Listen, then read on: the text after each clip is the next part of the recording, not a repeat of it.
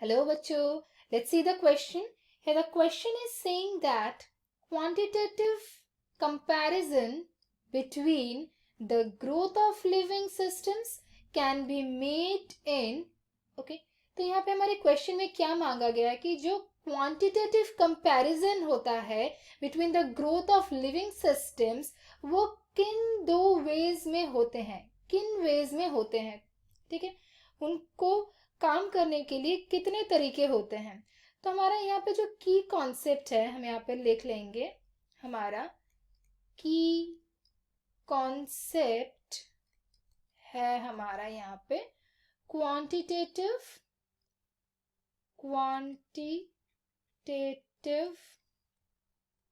Comparison के veg, ठीक है। तो ये क्वांटिटेटिव कंपैरिजन जो है वो कितने प्रकार के होते हैं, वो मेनली टू टाइप्स या टू वेज में होते हैं, ठीक है। पहला है, हम उसका डिस्कस कर लेंगे कि मेजरमेंट और कंपैरिजन, जो टोटल ग्रोथ का मेजरमेंट और कंपैरिजन,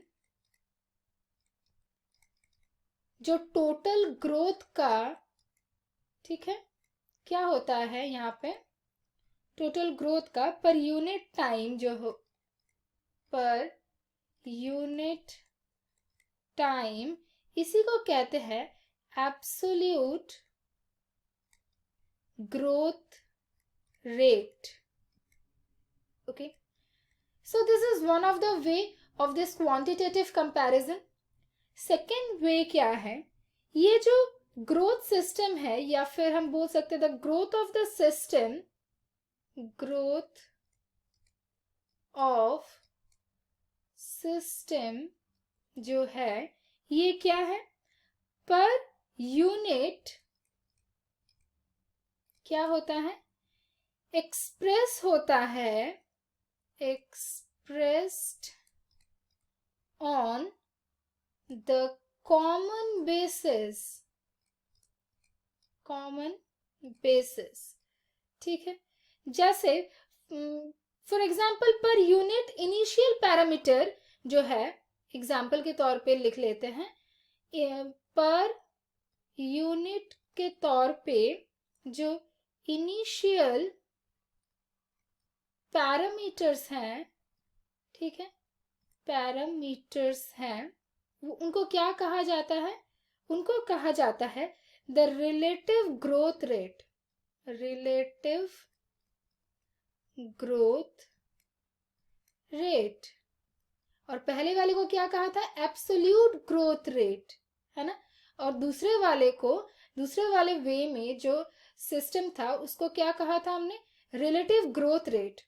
ओके, तो फिर अकॉर्डिंग टू क्वेश्चन की quantitative comparison between the growth of living और system can be made in, हमने क्या देखा, इसके दो तरीके हैं।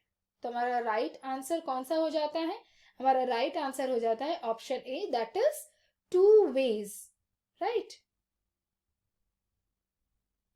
सो this option A is our right answer, that is two ways. हमने देखा दो तरीके होते हैं इसके, ठीक है। So the other three options, that is 3 ways, 1 way, 4 ways, these are all the incorrect ones. So the right answer to our question is option A, that is 2 ways. I hope you understood it well. All the best.